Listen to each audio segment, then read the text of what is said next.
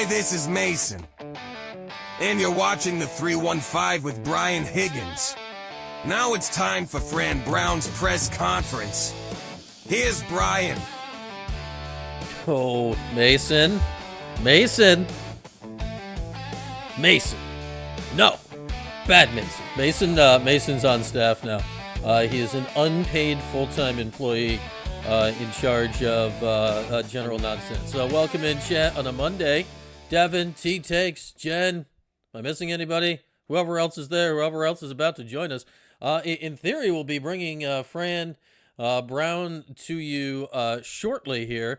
The presentation of Fran Brown available to us is a little we're a little it's a little touch and go right now. We're waiting to see something that looks like it might be Fran, or it might be a place where Fran could be. Remember last week we had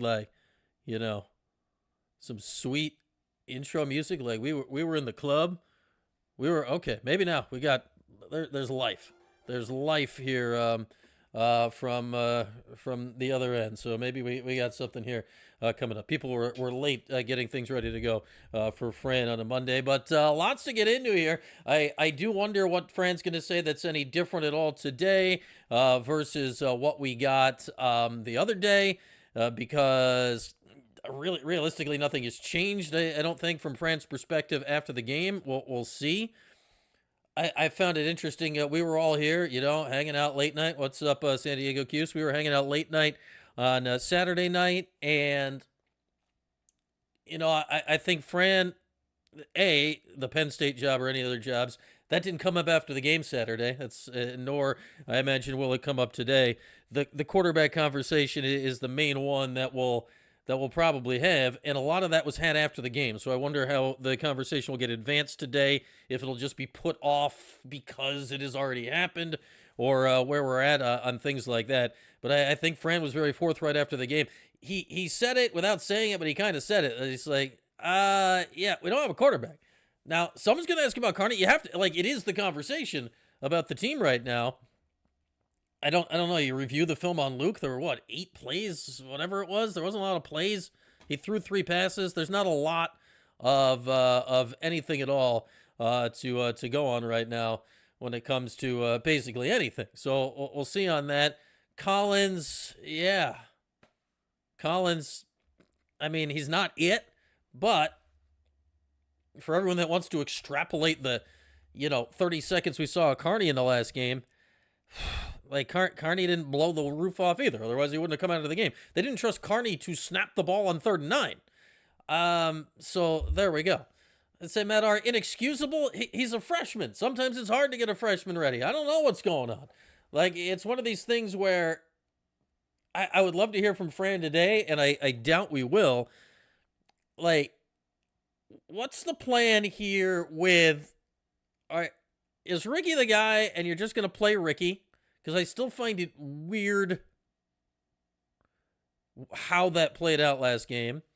If you're going to put Luke in there and give both of them some time, I think we're now at the point of what we've seen that you could present that in a way that is passable. I still don't think it would really work, but you could present that in a way that was passable. But yeah, I mean, they took him off the field on 3rd and 9. If you're not going to let your quarterback play on 3rd and 9, why are you playing him at all? 3rd and 9 is not an unusual situation. It wasn't 3rd and 28. It was 3rd and 9. That's the thing that happens all the time. And you're like, well, we can't have this guy in on 3rd and 9. That was bizarre. It was beyond bizarre. Maybe it is preparation, but if he's not prepared for 3rd and 9, then why was he prepared for 1st and 10? I don't understand. How one can be prepared for 3rd and 9, but not 1st and 10. The whole thing made little to no sense in any way whatsoever on Saturday. And I don't think Fran's going to go that much more in depth on it today. He talked about it, I'd say, a decent amount on Saturday, and I don't think any of us are really going to like the answers. But they're like, well, he's gotten almost 3 series, but it's 3rd and 9. We're done with that. Then they put in Collins, and Collins, to his credit, for whatever it's worth, he did look better-ish for the rest of the game, but at the same time, now it's too late, and now it doesn't matter, and, whatever is kind of where we're at. at that point. We're still efforting finding our Fran Brown press conference for today. Things are things are going peculiarly out in internet land and our current acquisition of Fran Brown. So hopefully this is going to exist here at some point. There's plenty of places saying that it would exist. Yeah, Jen, and Fran said he wasn't ready. I think here's where we're at. I think a lot of people have immediately jumped to the assumption that if Fran says it wasn't ready, that is the coach's fault and they didn't coach him up right. He's a true freshman. It's hard for a true freshman to be ready. And to Lockout's point, yeah, Fran said the QB race was close. It clearly wasn't. Like, in hindsight now, you can go back and the internet's gone. The internet's gone a little. Does Demetrius Samuels want to play quarterback? The presser is playing. Where is the presser playing, Kev? Like we are on the struggle bus right now when it comes to the presser. Where's the presser? Like not playing there. Like what's going on here, internet? Like where is the presser? Like show me live now. The video file cannot be played. That's not helpful. Like what are we doing here? We're just we're gonna close out on that. We're gonna leave. Let's try this again. Take 7. Well, yeah, I know where they get the press conference from, and I am looking in the same exact place. So why is it working for them, but not for me? Amazon Web Services started going to about 8 hours ago. Well, that's not what you're looking for, right? That's not what you're looking for. Hang on. So if we don't get any Fran Brown today, do I blame Amazon? The video cannot be played. Not helpful. Not helpful. How about here? Can we do this? Nah.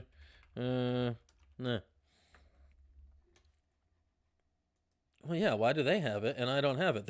I know where they're getting the press conference from, and it's the same place I'm trying to get it from. So it does not necessarily make sense that they would have it and I would not have it. How's your Monday going? This is going fantastically. Thanks for coming to hang out. We're all doing great.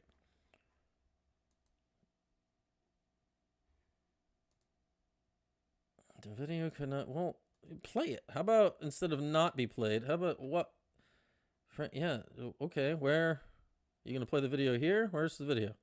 Oh, there's Fran Brown. All right. Hang on just a moment. Fran Brown incoming. Fran Brown incoming.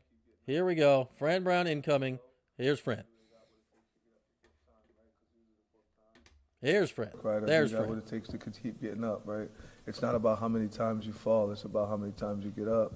And just want to be able to teach them those lessons of life. They're going to go through rough times in their families, being husbands, fathers. And when they go through those times of things may not be falling into their favor, I want to make sure they understand and know they keep that faith, they keep that hard work is one of their traits that they have, and they're able to take our core values and they're able to get through that little bit of a stumble that they're going to go through in life. Yeah, and just looking at some of the guys from last year, Aronde. Hey, Fran. Yeah, that was pretty cool. What's your reaction seeing Yeah.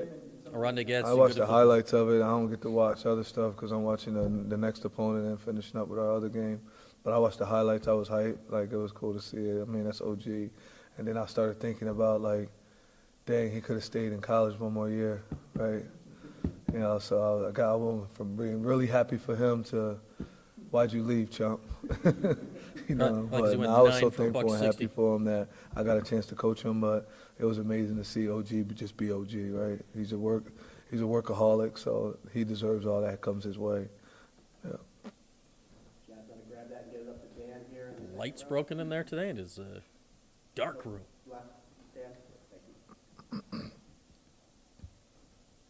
They say that, winning championships, winning games in general comes in the trenches first. We saw 7 sacks with the defensive line in this last game.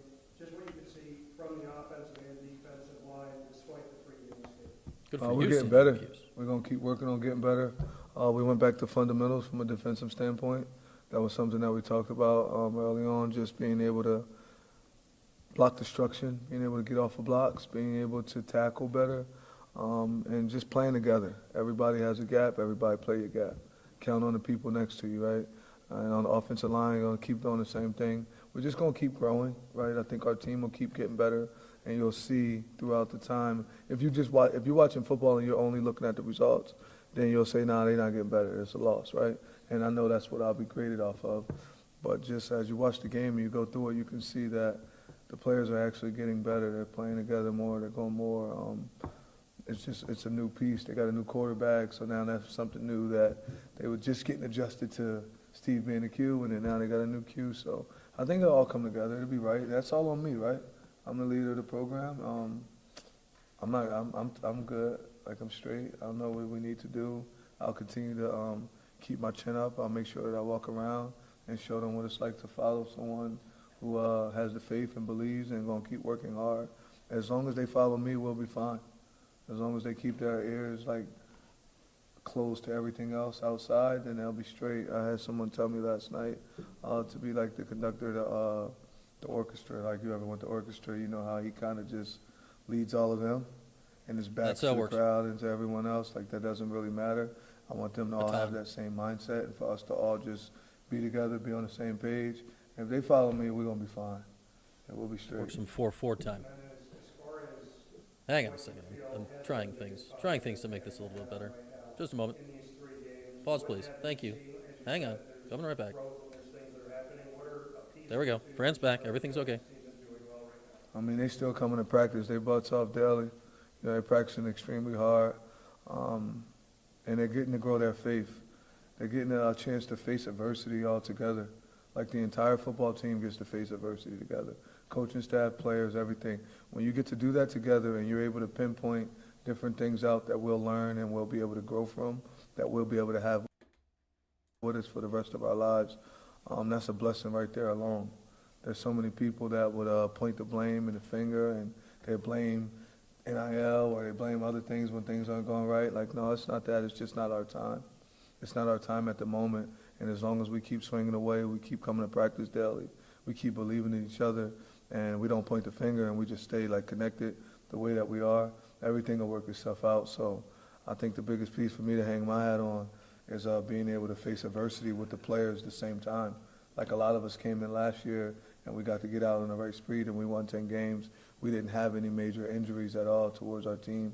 This year we've had a lot of guys who are injured or out for the year. Rashad Perry, who's our starting D-tackle, Derek McDonald, who's one of the starting linebackers, our quarterback, who's the starting quarterback. Just slid that in, Derek's after the year. Went out early on us that played key parts from a leadership standpoint and from a work ethic standpoint. So all the young guys don't got those same guys right in the front of us.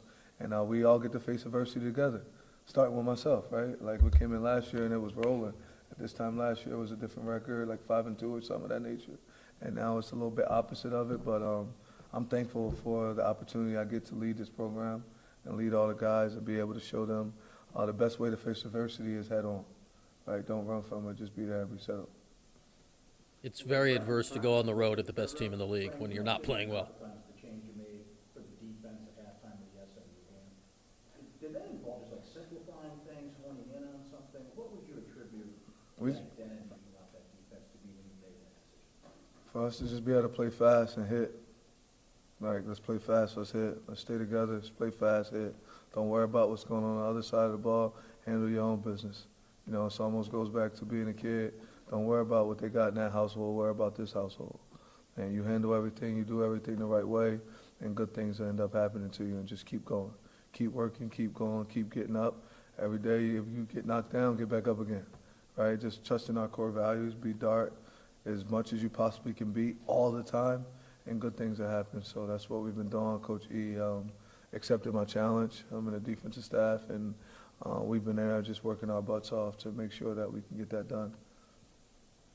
Be Dart. Dart it up. Big win over Georgia Tech. Some of the same core players this time around. What are some of the key differences that you realized between that team that you beat last year and this one you're going to play on Saturday? They 7-0. They were 2-0 then. They 7-0 now. They have one of the better coaches in the country playing. Those guys play for them. They love them. Haynes King's a really good football player, and they can run the ball well. They added a new running back to help out Jamal Haynes with the Horsley kid that's there playing. He's a good football player. They're just a good team all around. Offense, defense, and special teams. I think they play together. I think they care about each other, and they show it on the football field. There's a lot of games that they had that were close games, and they were able to pull them out at the end of the game. So I'm actually happy for Coach Key. You know, he's worked his butt off to get where he's at, to get that team there, being an alum of that school. So I'm happy for him and the job that him and his staff and that his football team's doing. What happened to your beef? Last year you guys had beef. Oh, that was fun beef. Just such random beef. Okay, looking at Georgia Tech's defense, Mhm. you kind of see in the early film that you guys have been watching, maybe they're going to have some pressure points for... Talk louder, Ryan. I mean, they're going to blitz. They better. You know what I'm saying? They're going to blitz. They're going to come play ball. They're going to blitz. I think they just do a good job. They know how to finish. They tackle well.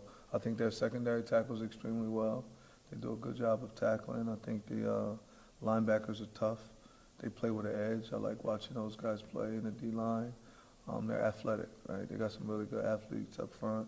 So that'd be a good, I mean, I think they're a good football team, to be honest, right? I think they're complete. They're good in all areas. They do a good job in all areas of the team. But on the defensive side, I think they play well together. There's not many plays you see guys out of gaps. They're doing what they're supposed to do, and their defensive coordinator's doing a good job. And if you pass that right down to Zach, so in front of you, and then we'll go Javon right after that. Fran, obviously you guys have a lot of playmakers at receiver with Elite Darrell and John Day. How do you try and focus on maybe getting them the ball more that allows them to make plays going forward? I mean, Jonte had 10 targets. I mean, not Jonte. Jonte had about 8 catches on, what's the name, and Gil had like 10 targets. They just got to go after they catch the ball. They got to start turning it up. They got to go make more plays, right? They got to make guys miss, and they got to turn some of those 8 yards into 80 or 40. You know, some of those things need to happen that way. And then Gil just got to make his plays. And those things will come to him, and he's going to continue to make plays, continue to have fun. So that's how I look at that when it comes to them. Gil had 10 targets, so Jonte had about 8 or so. I don't know how many more you think they should get. As many as possible, right? Just till they get in the end zone. But just keep going at them. I think they're doing a good job. I think we're pushing and trying to get them the ball as much as possible. I want to see them make some more plays, make some guys miss afterwards also. And then in the running game, how do you establish that, I guess, better and, I guess, be more consistent? Just keep trying it, keep running. Just keep running. One will bust eventually, and once it busts, another one will come. But just going for 3 yards in a cloud of dust, right? Just keep getting 3, get 3, and we say it's 10, right? 3, 4th and 1. Let's go out and let's make the 4th and 1 this time, right? It's supposed to mean a lot to the program, so we need to be able to get it when we say 4th and 1. Last two, we'll go Javon and finish with Samantha. Byron didn't play Saturday. A Byron Washington question. Antoine?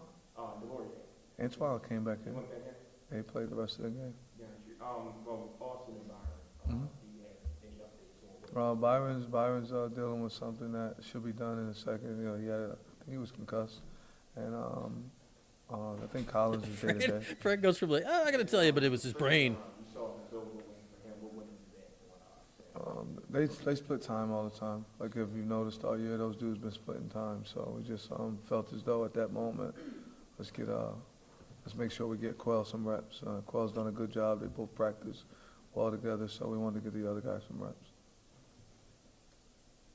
And then we'll finish right here with Samantha. Leading into listen. He got caught in the rain, didn't he? Sure did. Yeah. What gave it away? I wanted to know if there's a couple of drills or specific tangible things that you'll be working on with Collins this week in practice. I mean, I was going to do that. We just What are gotta they see working the on in defense. practice? I don't know. Like Football. That's a great question, but it's hard to answer. Like, what drills will I work on with our quarterback? Like, I will Throw give it. you like a smart aleck answer, but I'm not because Do you it. do a really good job at what you do. But we just got to get them to throw the ball to the guys, right? Like hit our guys, try to recognize the defense faster, and be able to get them the ball. I think he does he has a really strong arm, as you can see. He can make those deep throws. He can do all that.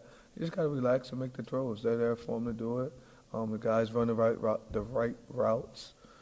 So it's a mixture of a lot of stuff, but Nunn's got a lot of things to do to cause havoc for him in practice, to keep him, like, under stress a little bit, so he can play under stress in practice. So that way when he's in a game, stress is common, right? It becomes normal to him, being able to do that. But, I mean, if I told you a drill, we can't really, I couldn't really, pinpoint that. But we'll do a lot of ones-on-ones. So in that way he's going against the ones and the twos and not just the scouts all the time.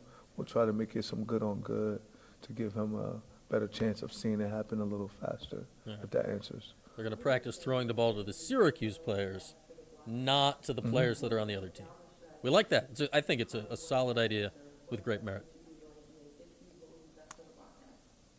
If you could play quarterback and you was going to be the best, then I'll give you an opportunity. But no, it's I got faith in Ricky. I got faith in Ricky. So and I'm telling you, he is the best answer for the block S, right? He's the best answer for the block S. He's a little ahead of those guys when it comes to his mindset and the different things that he can do because of the arm strength. It's a lot of intangibles that go with playing quarterback. Luke's is highly, highly intelligent. He's really just fresh out of high school too, though, right? Not every kid is always going to be ready fresh out of high school to make all the throws and the reads and different things of that nature. But Luke will have his time when that comes. And it's Ricky's opportunity right now. And hopefully all of you guys are feeling the same way that we are. And we're praying that it click for him completely and he can come out and have a good week, right? He can come and play his heart out and it'll be one of the better games that you've seen around here from a quarterback in a long time. That's what I'm praying on and I'm hoping and I'm wishing for him most importantly, right? I hope that he has an amazing game and he just go have fun, right? Because he deserves it. The kid works hard. Nobody wants to go out and not put on a good show or put on a good performance. But sometimes it happens that way and that's just the nature of the business. They work out also, right? You go hunting, sometimes you catch the bear, but sometimes the bear catch you. Only once. Good? Only once does the bear catch you. Yeah, I don't know. That's not the answer anybody wants to hear, but that is the answer. Nobody wants to hear an answer like that, but that's the answer right now. And at least from Fran's perspective, the gist of that is, yeah, I get it. Ricky's not good right now, but that's still better than the other options. Nobody wants to hear that answer. That is not an answer that wins football games, but it may just be the answer for Syracuse football right now. Yeah, so there we go. Yeah, but only once, I think, are you going to run a race where you don't finish ahead of the bear. That's not much of a do-over situation. Not much of a do-over situation on the whole try to escape the bear thing. So that's something that we can try to figure out at another time. If anybody wants to chime in here, link pinned to the top of the chat, as always. And frankly, again, I find it strange, and this is not for or against Luke Carney. I find it strange anybody that watched those 3 series and was able to determine anything about Luke Carney. He didn't throw the ball more than, 5 yards down the field? No, he didn't throw an interception. They took him out of the game on 3rd and 9. I don't think it wasn't good, it wasn't bad, it wasn't anything. So basically all of the decisions on Luke are still based off what they're seeing in practice. We've all seen the terrible crap in the game that's come from Ricky. How he's thrown 70,000 interceptions here the last 3 games. I exaggerate way less than we wish I did right there. But it's tough right now, where if you don't think Carney's ready, what do? That said, there's the other side of the coin. I mean, I know Pitt was playing a true freshman quarterback in Heinschel. Sometimes you toss a young guy out there and you just let him go. Sometimes you just toss a young guy out there and you just let him go. But it feels like, if I'm to read between the lines here, it feels like to me that what they are seeing in practice is that Ricky is still ahead of the other quarterbacks. Carney, Jakari Williams, whatever his injury status is, Rich Beelan, whoever else is on the team right now. Dan Filari, whoever else is on the team right now, that he is still in front of the line on that. Everything we see in the game is that we would like somebody else to be in front of the line. They're in a tough spot. And this feels really different than we had this conversation a lot back mid-Dino years when it was Schrader and DeVito, where the season where Schrader took over for DeVito and then they started winning, you're like, well, how did they not know this in practice? It's one of those things back in that time. I think, what they saw then in DeVito in the practice, DeVito was the better guy. What you couldn't see in the practice there is all the other stuff Garrett did with the running and whatnot. When it comes to Ricky and Carney, I think they are similar-ish. It's not different, totally different styles like Schrader and DeVito were. That I don't know. I don't know if it's like they're totally. I don't think they'd be just totally whiffing on something in practice. And obviously they practice differently than Dino did. I do wonder though. Fran has been so against the idea of it, at least stating it out loud. Like, do you just auto give them a few series? Do you, and I know I hated this when it happened for an entire season. We talked about this last week. 1999. Donovan McNabb is gone. I'd say that would be kind of similar this year to Kyle McCord being gone. You've lost an all-time program grade, obviously, McNabb for the career, McCord the single season he had this year. They replaced, they got Angeli, whatever. All right, but in 99, they had Nunes and Medee Williams. And Nunes got 2 series and Medee Williams got 2 series. And they'd go back and forth. I do wonder now, if you talk about planning, prep, getting guys ready, being able to put guys in a position to feel comfortable, do you give Collins the first 2 series of the game, and then do you give Carney the next 2 series of the game, regardless of what's going on in the game? I normally hate that. And I wonder now if that's not the best, path of action right now. That when Ricky has his 2 series, he knows pretty much exactly what's going to happen. When Luke has 2 series or whatever, however you want to split it up, he can go into the game, albeit not to start, but go in knowing pretty much what the deal is. And then after that, you can figure out the rest of the game. I think that would be kind of different to what happened this game, because that was not a Luke auto goes into the game at halftime last game. That was Ricky really, really struggled in the first half. So if you're going to do it, I say do it with a plan regardless of what's happening in the football game. Just commit to it. You've talked about how it's a developmental year for the quarterbacks. Commit to it and do it, and then go from there. I think that's better for Carney, knowing that if he's going to come in, it's okay, he knows I'm coming in. These are my plays. This is what I got. I think it's also better for Collins, because now he's not from the start looking over his shoulder. He knows I got 2 series, then he's got 2 series, but Collins can say to himself, all right, I'm going to go and kill it in these 2 series, and then I'll get back in the game later because I killed it in these 2 series. Now, reality could prove different, but I normally hate that. I detest it in most circumstances. I think now, going into Game 8, what we've seen for the last month post Angeli's injury, I think that makes a lot of sense. And then after that, to your point, San Diego Q's, then you'll have had a sense and you can figure out where to go for the next few series or the rest of the game or whatever. But normally I hate that. I hate it. I don't think it works. But in this scenario, I think it makes sense. Yes, if Schrader had a healthy if Schrader had a healthy shoulder, yeah, Dino's probably still the head coach. That is a FACT fact, San Diego Q's. All right, anything else here? That was a weird press conference in that technologically we were limited. I don't think we caught the whole thing. Yeah, well, that's why I say that's, Carmine Bolagello. Were you in The Godfather? That sounds familiar. I don't think it's the best race to throw a quarterback in. I think it's different in this scenario. Carney did play last week, albeit in a limited fashion, but he played. And under the plan that I have presented here, you're not saying today Luke Carney's starting this week and it's his ball game. and again, it's not something you say out loud or whatever. Maybe you tell the TV folks in the production meeting on Thursday so they know what's going to happen on Saturday, and that's it.